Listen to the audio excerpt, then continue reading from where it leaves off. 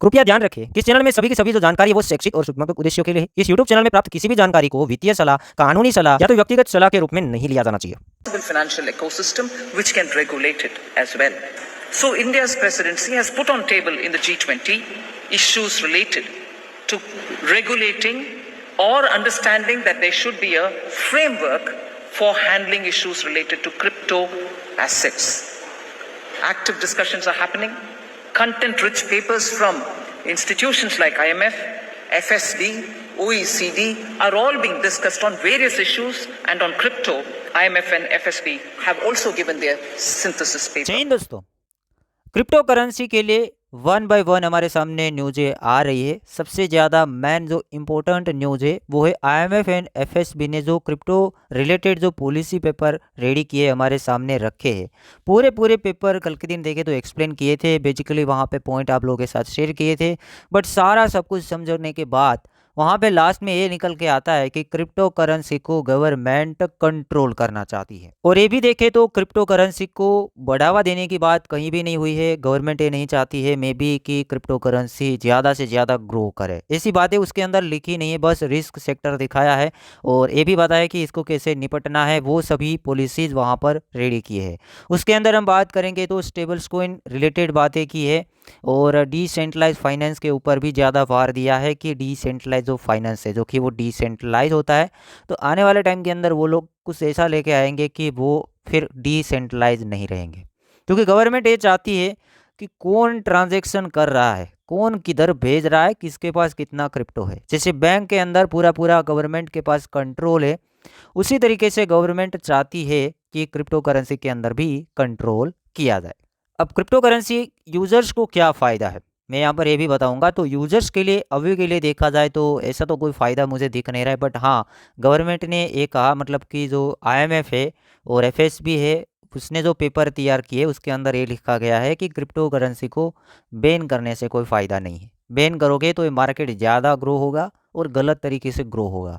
क्योंकि बैन करेंगे तो फिर कोई कंट्रोल तो नहीं रहेगा, बैन की बात बन जाएगी। जैसे कि 2018 के अंदर वो लोग ट्राई कर चुके हैं, 2018 के अंदर बैन किया था और बाद में वापस से बैन हट गया।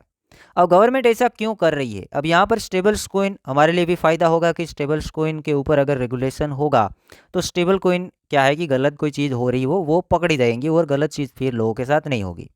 अब डीफाई की बात करें, डिसेंट्रलाइज फाइनेंस के लिए रेगुलेशन क्यों ज़रूरी है? क्यों ट्रांजेक्शन हो रहा है, कौन ट्रांजेक्शन कर रहा है, किधर भेज रहा है, तो फिर उसके लिए कुछ रूल्स आएंगे कि कौन किधर भेज रहा है, कहाँ से कहाँ फंड जा रहा है, कौन सा बंदा है, किधर नेम क्या है, उसका अता पता क्या है, वो चाहती है गवर्नमेंट। सीधी बात मैं बता रहा हूँ, वो चाहती है गवर्नमेंट। आने वाले टाइम के अंदर इसके लिए आपको धीरे धीरे समझ में आ रहा होगा। जैसे कि ये चीज़ देखिए, ये है बिटगेट नाम का एक्सचेंज। बिटगेट एक्सचेंज के अंदर पहले केवाईसी नहीं था, लोग बिना केवाईसी ट्रेडिंग कर सकते थे, फंड को विड्रॉ कर सकते थे। अब ये चीज़ आ गई, देखिए कंपलसरी यहाँ पर आगे जाके हर एक एक्सचेंज के अंदर आपको केवाईसी करना पड़ेगा। हर एक एक्सचेंज के अंदर केवाईसी करना पड़ेगा ताकि पता चले कि कौन ट्रांजैक्शन कर रहा है। ये भी एक अच्छी चीज़ हुई कि हर एक बंदे का यहाँ पर केवाईसी होगा तो अच्छी चीज़ है, पता चलेगा कि कौन ट्रांसफ़र वगैरह कर रहा है। बट यहाँ पर स्टॉक मार्केट जैसा मुझे नहीं लगता कि ये लोग चाहते हैं। स्टॉक मार्केट के अंदर क्या है, स्टॉक मार्केट को तो बढ़ावा मिलता है। हाँ, यूजर्स का डाटा रहता है, यूजर्स का केवाईसी रहता है, बट बढ़ावा तो मिलता है कि स्टॉक मार्केट ग्रो करे तो अच्छा है, कंपनी ग्रो करे तो अच्छा है, लोगों को प्रॉफिट मिले, और कुछ गलत हो तो वहाँ पर भी सेबी नज़र रखती है। तो इस मार्केट के अंदर बढ़ावे की बात नहीं है। तो यहाँ पर हर एक कंट्री के गवर्नमेंट को जो डर है माक्रो इकोनॉमिक स्टेबिलिटी, जैसे कि उसको पता है कि फिर दूसरे मार्केट अनस्टेबल हो जाएंगे, financial stability and implication in regulatory issues, other risk. तो रिस्क के बारे में पता है कि कहाँ क्या रिस्क है, क्या क्या पॉलिसी आनी चाहिए। स्टेबल कॉइन के लिए रिस्क बताया है, उसके बाद काफ़ी सारे रिस्क बताए हैं। डीफाई के लिए रिस्क बताया कि लोग गलत तरीके से ट्रेडिंग कर रहे हैं तो उसका हमें पता होना चाहिए कि कौन कहाँ किधर भेज रहा है। वो भी चीज़ें बताए कि काफ़ी फंड ऐसा होता है कि इंडिया से बाहर चला जाता है, मतलब कि एक दूसरे कंट्री की बात की कि अमेरिका से बाहर चला जाता है इस सिस्टम के अंदर। अब यहाँ पर क्रिप्टो पूरा देखें तो एक भी वर्ड ऐसा हमें देखने को नहीं मिलेगा कि क्रिप्टो कोई अच्छी चीज़ है कि फ्यूचर के अंदर इसका यूज़ होगा। वो कोई बातें नहीं की है, बातें सभी की सभी हम देखा जाए तो यहाँ पर कंट्रोल वाली बातें हैं। स्टेबिलिटी चाहिए तो कंट्रोल चाहिए, कौन कर रहा है किधर कर रहा है बस वो चाहिए। ये जो सभी चीज़ें यहाँ पर देखिए रिस्क के बारे में बताया है, बाकी जितनी भी देखिए स्टेबिलिटी का बताया कि फाइनेंशियल स्टेबिलिटी, क्योंकि गवर्नमेंट को थोड़ा सा वो भी मे भी डर है चीज़ हमारे लिए अच्छी तो ये है, मैं बताऊंगा पूरा नेगेटिव नहीं है, यहाँ पर पॉजिटिव भी है। चीज़ हमारे लिए वो अच्छी है कि क्रिप्टो करेंसी बैन नहीं होगा। अब यहाँ पर गवर्नमेंट क्या चाहती है, गवर्नमेंट ये चाहती है कि पूरा सिस्टम को कंट्रोल करना चाहिए, वरना वो वाला सिस्टम होगा। अभी पहले से एक सिस्टम चल रहा है मार्केट के अंदर फाइनेंस रिलेटेड, जो कि बैंकिंग सेक्टर, लोग पैसा किधर रखते हैं, बैंक में रखते हैं या स्टॉक में रखते हैं, उसके ऊपर पूरा कंट्रोल है गवर्नमेंट का। अब क्रिप्टो एक ऐसा सेक्टर चल रहा है वहाँ पर कंट्रोल नहीं हो पा रहा है। अब पूरा लोग उधर चल जाएंगे तो साइड में एक नया सेक्टर चलना स्टार्ट हो जाएगा जहाँ पे किसी का भी कंट्रोल नहीं होगा। ये प्रॉब्लम है कि ये सेक्टर को भी कंट्रोल में लाया जाए। जैसे बैंकिंग सेक्टर गवर्नमेंट चाहे वो कर सकती है। आपका अकाउंट है बैंक के अंदर, आप मान लो कि आपकी गलती भी नहीं है और गवर्नमेंट को ऐसा कुछ लगता है तो उसका अकाउंट है वो फ्रीज किया जाता है। आपने P2P वाले चीज़ें देखी होंगी कि वहाँ पे अकाउंट फ्रीज हो जाता है, तो कंट्रोल है इसलिए वो फ्रीज हो जाता है। तो उसी तरीके से कंट्रोल चाहती है गवर्नमेंट क्रिप्टो के अंदर। और दूसरी चीज़ें तो यहाँ पर ये नहीं बताई है कि ये नए नए टोकन जो इश्यूज हो रहे हैं वो नहीं होने चाहिए, किस हिसाब से उसके रूल होने चाहिए, अगर आपको टोकन लिस्ट करवाना है तो कौन से रूल्स होने चाहिए, तो यूजर्स को फ़ायदा है। यूजर्स को तभी फ़ायदा होगा, यूजर्स को कुछ अच्छी चीज़ें या तो एजुकेशन मिलेगा कि भाई ये नए नए टोकन आ रहे हैं, कोइन मार्केट कैप के अंदर लगातार आ रहे हैं, ये टोकन नहीं आने चाहिए। टोकन को लाना है तो उसके लिए क्या रूल्स रहेंगे, ये रूल जब फुलफिल होगा तो ही वो बंदा टोकन को लिस्ट करवा सकता है। एक तो ये रूल मेरे हिसाब से होना चाहिए, मैं बेसिकली बता रहा हूँ, लॉजिकली बता रहा हूँ।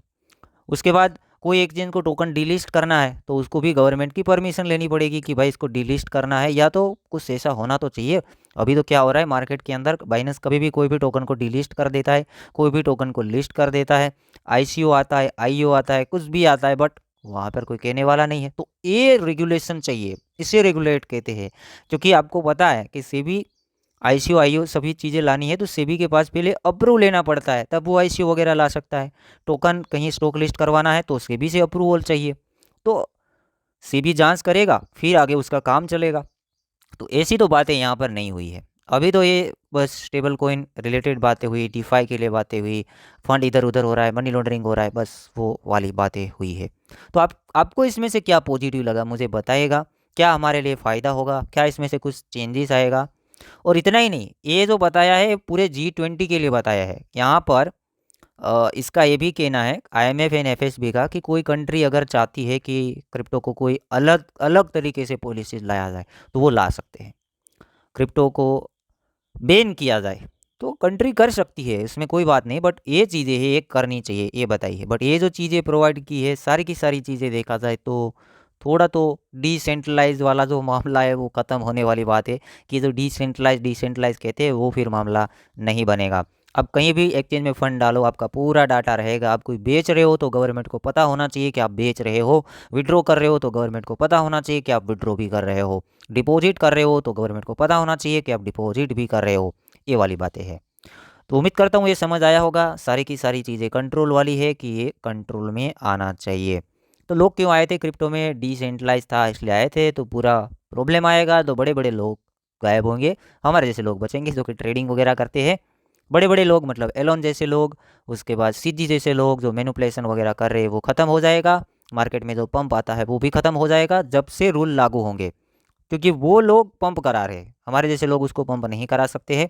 बड़े बड़े लोग फंड लगाते हैं प्रॉफिट के लिए, फिर वो नहीं लगाएंगे।